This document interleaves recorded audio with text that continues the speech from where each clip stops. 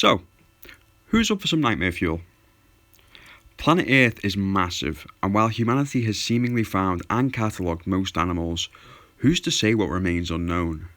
In fact, who's to say if that unknown is an animal at all? Maybe it's something far more sinister. Hey guys, this is Spook. Welcome to the Spook Corner, and today we're exploring the legend of the Skinwalker. So the way this video is going to work is I'm going to start by cataloguing the history of the Skinwalker, where they're reported to have come from, how they've been described throughout history, and generally what they're supposed to be like and how they act and what a Skinwalker is typically described as. As we get more into it, I'll start describing accounts of the people have had with Skinwalkers, as well as at the end I found 3 stories when looking around online about people encountering Skinwalkers. Don't know if they're true or not, but they made for some pretty creepy stories, so I thought they'd be fun to include in the end. But first, we're going to start with the beginning of the legend of the Skinwalker. So, Skinwalkers seem to have begun in Navajo legend within Native Americans in the west of America, so Texas, areas like that. Skinwalkers is the name translated from the Navajo name, and I'm sorry for my pronunciation of this, Ye-Nadala.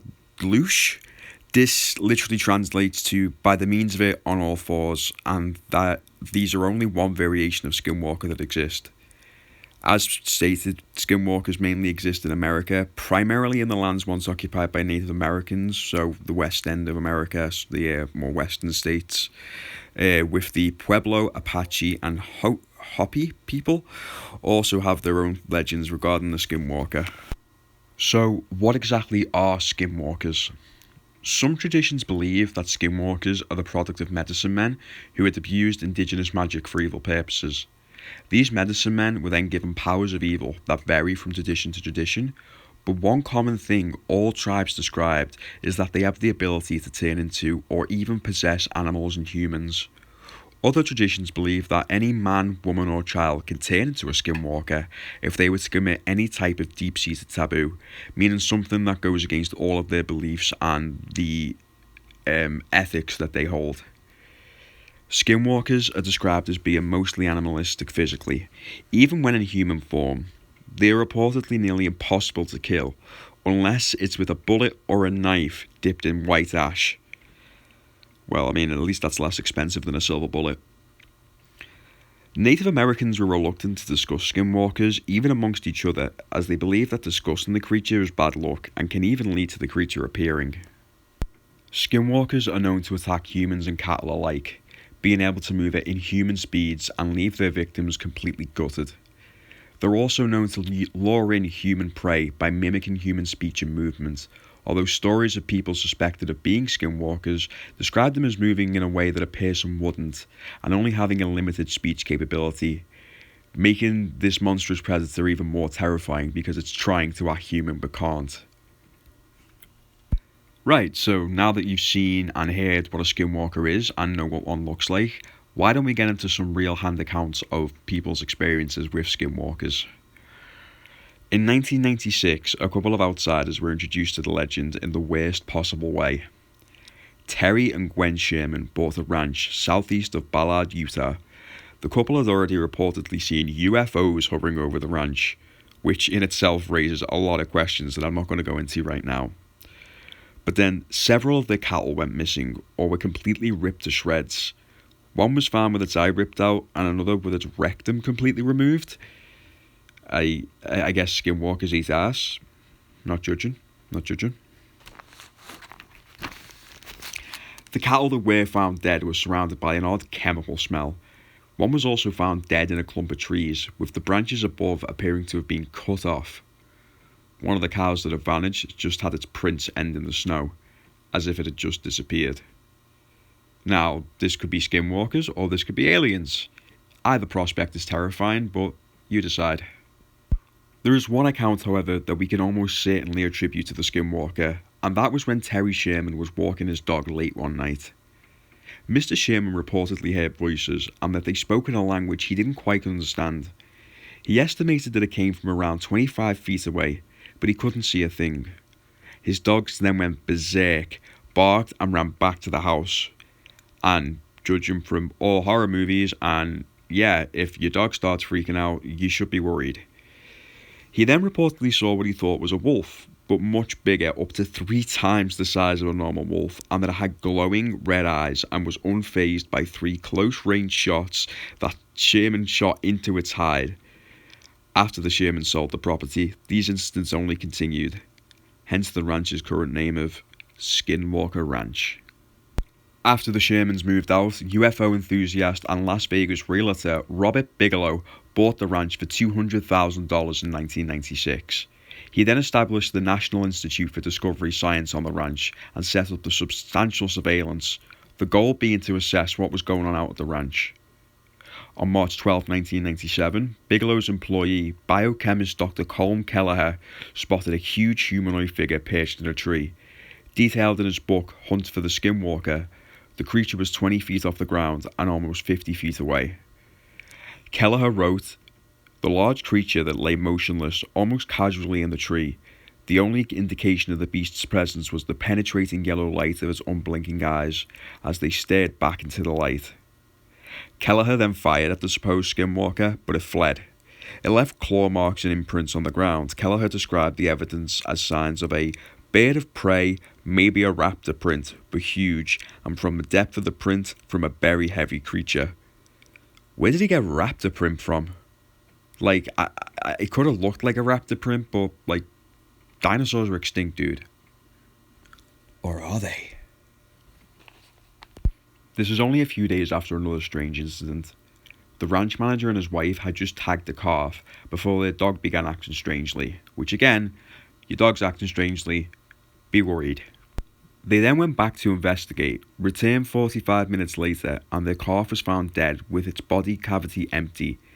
It was completely disemboweled, and even stranger, all signs of blood had been completely erased, as if it had been a thorough process, despite it only happening in a short amount of time. Another account from Kelleher states 3 eyewitnesses saw a very large animal in a tree, and another large animal at the base of the tree. We have video equipment, night vision equipment, and we started hunting around the tree and could find no evidence whatsoever. Ultimately, Bigelow and his research team experienced over 100 incidents on the property, but couldn't amass any kind of evidence that the scientific publications would accept.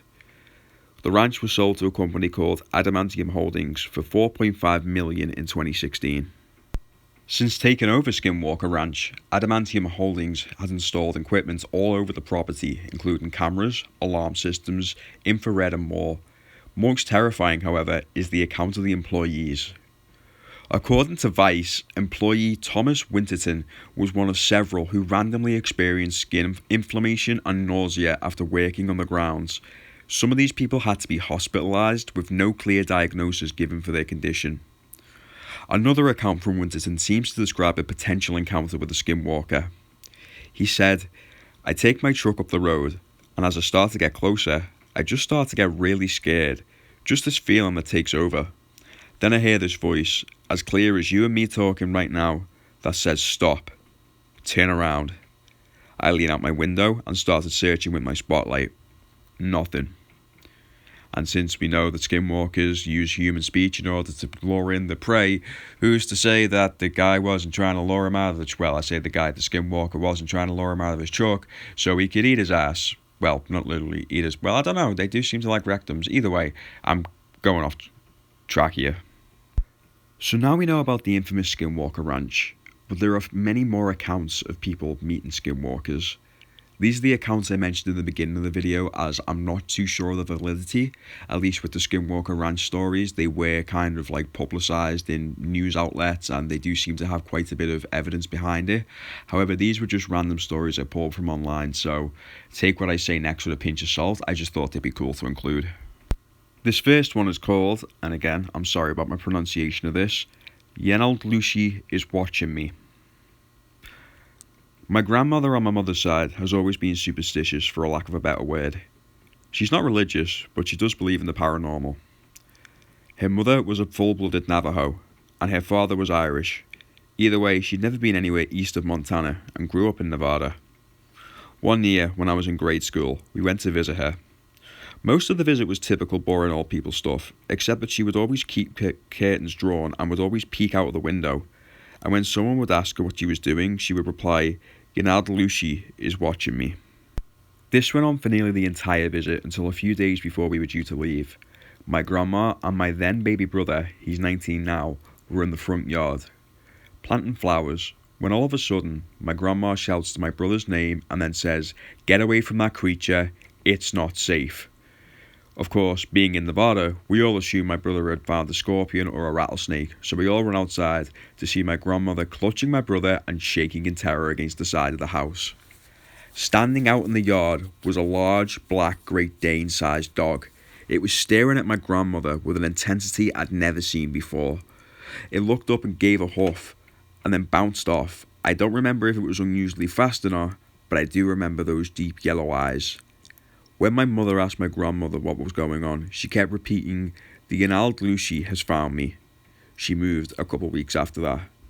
And if you'll remember from the start of the video, the Ginald Lucy is the Navajo name for Skinwalker. So, oh my god.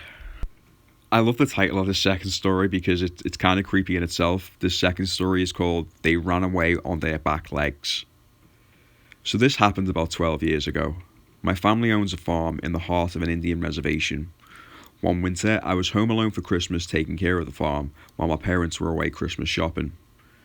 As I was alone by myself, way late into the night, I hear all of our cows freaking out. I knew I had to be the wild dogs that were rampant in the area, so I throw on some boots, grab a shotgun, load it out, and head out to the field. That has got to be the most American sentence I have ever said. This was a perfect scenario for a horror film. It was cloudy, but there was a full moon, and it was breaking through the clouds just right to light up all the snow. I ran out into the middle of the field, and just in time, I see two dogs. They were standing up, facing each other, and fighting. I think to myself, perfect, 2 for 1. So I pump a shell into the 12 gauge, and then it happened. The two dogs hear me, they both stopped, looked over to me, and ran away on their back legs. Oh my god. Nope. Immediately I froze, and every ghost story about skinwalkers and all the other native legends I grew up with flew through my mind. Keep in mind that I'm a white guy. Same dude. And up until then, these were all just boogeyman stories the native kids like to tell to scare us. That night though, they became real to me. Okay, so this final one I think is really good because it really encapsulates that terror of the unknown you feel, especially as a child. This final story is called "The Tap on the Window." I was a kid when this happened. My uncle and I were finishing up chopping and gathering firewood for my grandmother because it was getting dark. Driving back on a dirt road at around 30 miles an hour, I had an awful sense of being watched. Before I could turn to look out the passenger side window, my uncle quickly shouted, "Don't!" I completely froze. My heart felt like it was beating out of my chest, then completely stopped when I heard tapping on my window. My uncle sped up and was loudly praying in his native language. I didn't know what was going on and thought it was all over until the truck suddenly dipped. My uncle then started saying, "Look at me," and "Don't turn away," over and over. I then heard tapping, but now from the window behind me. It was getting harder to breathe and I wanted to cry. A minute or two passed and then the truck dipped again. My uncle looked around and sighed. It was quiet besides the truck and the road. He looked at me and said, "We will ask your father to do a prayer in the morning." I remember curling up into the seat and watching the radio as my uncle sang all prayers until we got to my grandmother's house. I called my uncle because I had a nightmare about that night. We talked about it for a bit. He said, "I didn't see faces, just eyes like brake lights you see on the road. It watched you." Nope, nope, nope, nope. I tried joking with him about it, saying, "Why didn't you just step on the brake when it was in the back?" No laughter, just a pause. Because it wasn't alone. I mean, as a kid, that has got to be the worst thing ever, and even now, as a 24-year-old adult, that gives me shivers, like, oh my god, no. And that will do it for this video. I really hope that you enjoyed this video. I think this is actually going to be the longest video I've ever put up, but it was really interesting to research because obviously I knew a little bit about skinwalkers because they become a lot more popular in these days, but I didn't know exactly where they came from, their origins, and especially the accounts of people like within Skinwalker Ranch and even these stories at the end, which, you know, I don't know if these stories at the end are true, but if they are, like, oh my god, I am staying the hell away from the western states of America.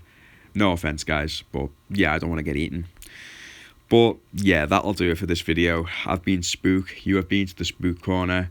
I hope you enjoyed this episode of Creepy Cryptids, which is probably what I'm going to name the series because I do like alliteration. But that's been it. I hope you enjoy, and bye.